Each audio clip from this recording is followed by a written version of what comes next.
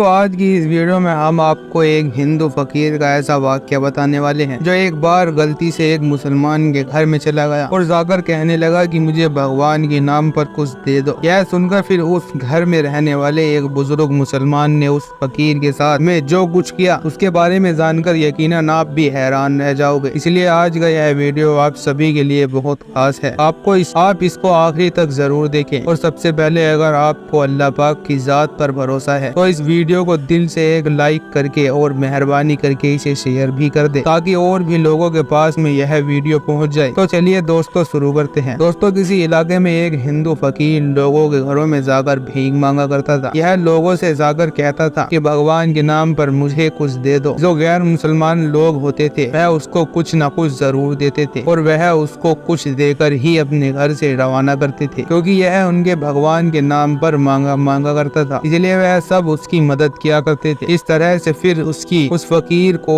भीख मांगते मांगते काफी अरसा गुजर गया था। उसने इस भीख को ही अपने खाने पीने का जरिया बनाया हुआ था, यानी कि वह इस मांगी गई भीख से ही अपना काम चलाता था। एक दिन यह हिंदू फकीर भीख मांगते मांगते गलती से एक मुसलमान घर में जा पहुंचा, यानी कि एक ऐसे घर में चला गया जिसमें मुसलमान लोग रहते थे। यह फकीर जब उस घर में गया तो उस वक्त उस घर में एक मुसलमान बुजुर्ग बैठा हुआ था, अल्लाह की इबादत कर रहा था। यह फकीर उस मुसलमान बुजुर्ग के पास में जाकर कहने लगा, बाबा जी भगवान के नाम पर मुझे कुछ दे दो। बुजुर्ग अपनी इबादत के अंदर मसरूफ थे। उसने अपनी आंखें खोली तो देखा कि सामने एक फकीर खड़ा हुआ है। बुजुर्ग ने उसकी तरफ देखा और उससे कहने लगी, ऐ फकीर मेरे पास में तुझे देने के लिए कुछ भी नहीं है।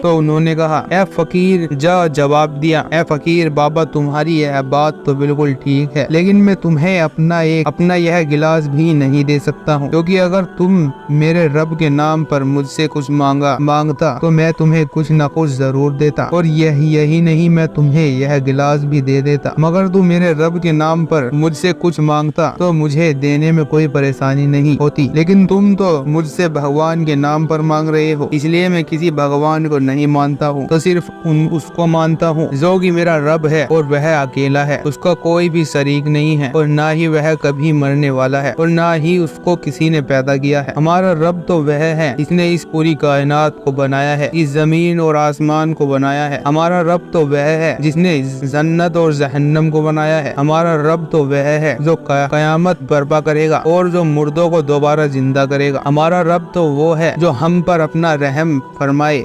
हमारा रब तो वह है जो इस पूरी दुनिया को खत्म कर देगा और इस दुनिया को मसल कर रख देगा और उस वक्त कोई भी बाकी न रहेगा। ऐ फकीर बाबा हमारा रब तो वह है जो कयामत वाले दिन हम सबका हिसाब और किताब लेगा और वह दिन गुनाहगारों पर भारी पड़ेगा। इसलिए मैं किसी भगवान को नहीं मानता हूँ, मैं तो सिर्फ अपने अल्लाह को मानता हूँ। अगर तुम अल्लाह के नाम पर मुझसे कुछ भी मांगते तो मैं तुम्हें देने के लिए जरूर तैयार हो जाता, लेकिन भगवान के नाम पर मेरे पास में तुझे देने के लिए कुछ भी नहीं है, लिहाजा तुम यहाँ से वापस जा सकते हो। फकीर ने जब बुजुर्ग बाबा को यह बातें सुनी तो वह बड़ा हैरान हुआ और सोचने लगा कि अगर मुझे यह पहले पता होता तो मैं यहाँ पर आकर इससे भगवान के नाम पर ना मांग पर कुछ नहीं मांगता, बल्कि मैं इसके पास में आकर अल्लाह के नाम पर कुछ मांग लेता तो यह मुझे कुछ न कुछ जरूर देता। लेकिन मैं तो एक हिंदू फकीर हूँ, इसलिए मैं इस मुसलमान बुजुर्ग के पास में आकर कैसे कहता कि मुझे अल्लाह के नाम पर कुछ दे दो। इसलिए फिर यही बातें सोचता हुआ यह फकीर अपनी जंघे से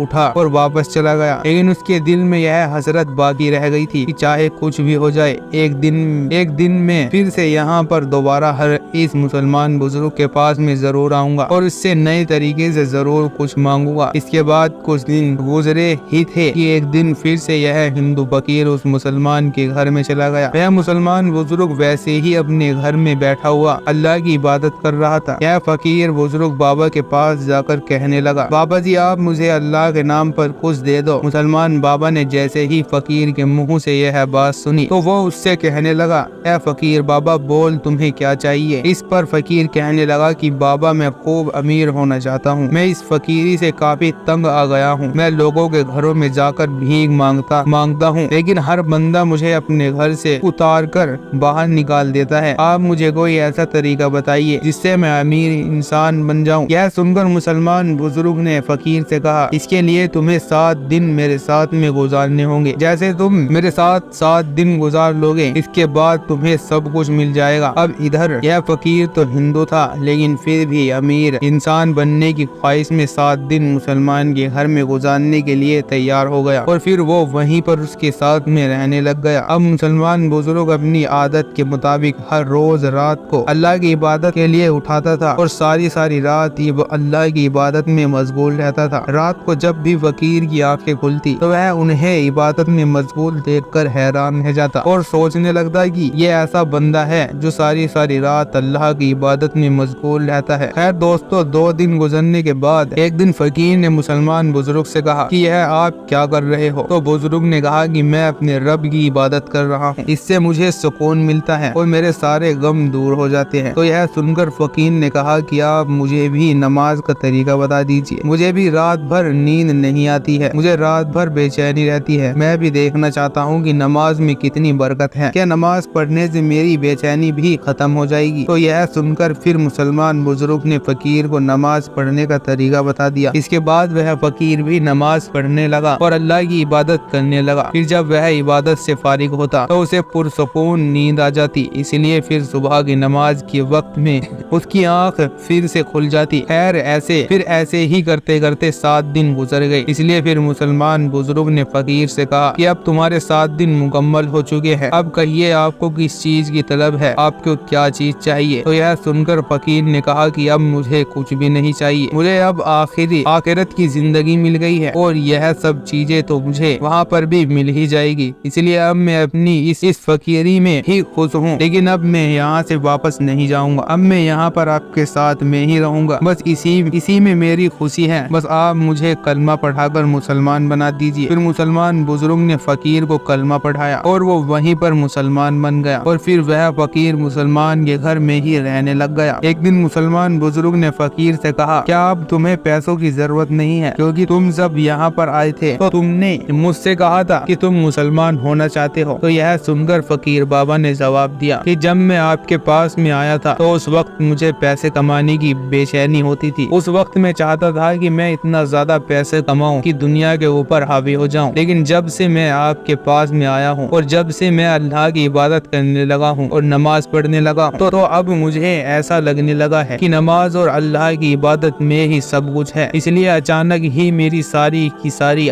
चाहत और बेचैनी खत्म हो गई है। अब पैसों की तरफ तो मेरा बिल्कुल भी ध्यान नहीं रहता है और अब तो मैं मुसलमान भी हो गया हूँ। अब तो मेरा दुनिया से भरोसा उठ गया है। अब तो सिर्फ मैं अपनी मालिक की इबादत करता हूँ और जो कुछ मुझे मांगना होता